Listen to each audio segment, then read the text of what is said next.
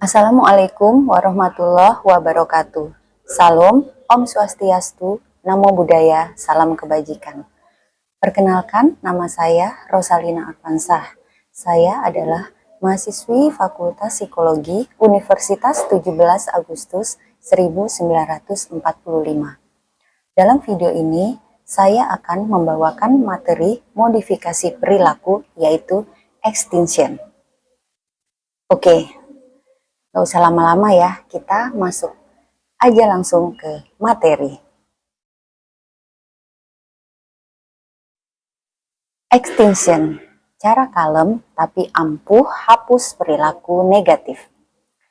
Apa sih teknik modifikasi perilaku extinction itu? Oke Besti, bayangin kamu punya teman yang tiap kali ngomong kasar selalu dapat perhatian. Nah, teknik extinction itu adalah cara menghentikan perhatian atau konsekuensi yang biasanya memperkuat perilaku tersebut. Jadi, kayak di ghosting, tapi versi edukatif. Extinction dalam psikologi artinya kita menghilangkan kekuatan positif dari suatu perilaku biar lama-lama hilang sendiri. Bukan karena dimarahin loh, tapi karena gak dianggap lagi. Dari mana sih lahirnya teknik extinction ini? Oke, kita masuk ke sejarah lahirnya extinction. Teknik ini muncul dari teori pembelajaran klasik dan operan. Awalnya, idenya dari Ivan Pavlov, yaitu pengkondisian klasik. Tapi benar-benar ngetop ketika B.F. Skinner mulai ngejelasin soal pengkondisian operan. Skinner bilang, kalau kamu berhenti kasih hadiah pada perilaku tertentu, perilaku itu akan pudar dengan sendirinya. Dan boom, lahir de-extinction sebagai salah satu teknik modifikasi perilaku. Apa sih teori yang mendasarinya?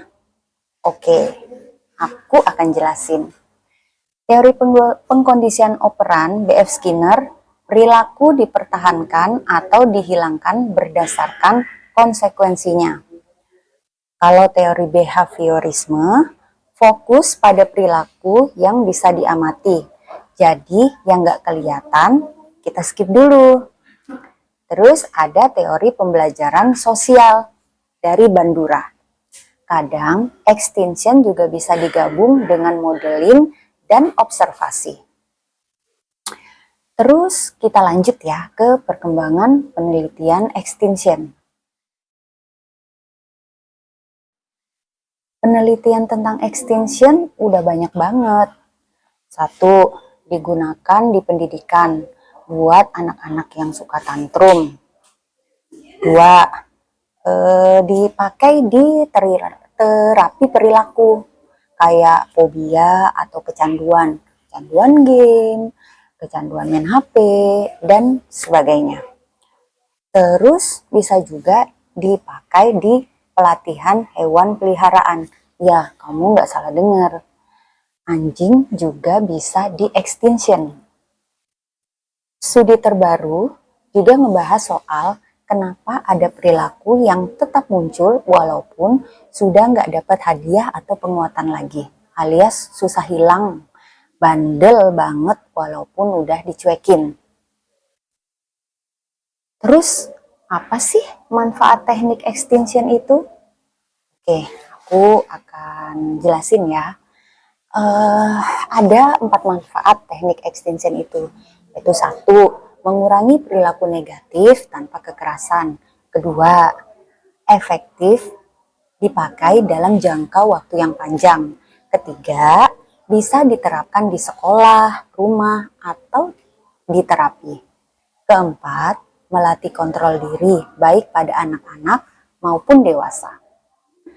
Terus masalah yang cocok untuk ditangani dalam metode extinction ini apa aja? Itu 1, tantrum anak. 2, perilaku mencari perhatian berlebihan. Tiga, perilaku agresif. Tapi agresifnya agresif ringan loh ya. Terus keempat, kebiasaan buruk. Misalnya main HP saat belajar karena biasa dikasih toleransi. Terus ada manipulatif crying atau fake complaint. Misalnya untuk mendapatkan sesuatu, dia nangis dengan sejadi-jadinya. Terus diturutin tuh sama orang tuanya. Nah, itu yang namanya manipulatif crying. Nah, terus bagaimana sih prosedur jalannya extension itu? Nah, ini penting ya. Langkah-langkahnya itu yang harus kita lakukan adalah identifikasi perilaku target. Misal, anak teriak, anak minta jajan. Terus setelah identifikasi perilaku target, kita identifikasi penguatannya. Biasanya dikabulin atau jajanin. Terus yang ketiga, hentikan penguat itu. Jangan dikasih lagi perhatian, jangan dikasih jajan lagi. Terus yang keempat, ini yang penting, konsisten. Ini kuncinya. Terus siap-siap hadapi extension burst, yaitu perilaku bisa makin parah sebelum hilang. Nah, setelahnya gabung dengan reinforcement positif untuk perilaku baik. Kalau anak duduk tenang, dikasih pujian atau dikasih hadiah kecil. Aku kasih contoh kasus ya. Misalnya nih, si kecil minta es krim tiap hari. Sebelumnya, dia itu tiap nangis, kita kasih es krim. Setelah extension, tiap nangis, cuekin. Gak usah dikasih. Awalnya, adik tadi pasti akan nangis kenceng. Nah, itu extension burst. Tapi setelah seminggu, nangisnya berkurang dan akhirnya hilang. Bonusnya, waktu si kecil minta baik-baik baru dikasih. Jadi belajar cara minta yang positif. Faktor keberhasilan dan kegagalan dari extension ini ada juga yang bikin berhasil, yaitu konsisten dari orang sekitar. Terus dibarengi dengan reinforcement positif. Terus yang ketiga, kesabaran dan edukasi lingkungan. Ada juga tapi yang bikin gagalnya. Yang bikin gagalnya itu yaitu misalnya satu, nyerah di tengah jalan. Dua, nggak semua orang bisa konsisten. Ketiga, tidak mengidentifikasi penguat yang tepat. Terus yang keempat, nggak siap menghadapi extinction burst. Jadi,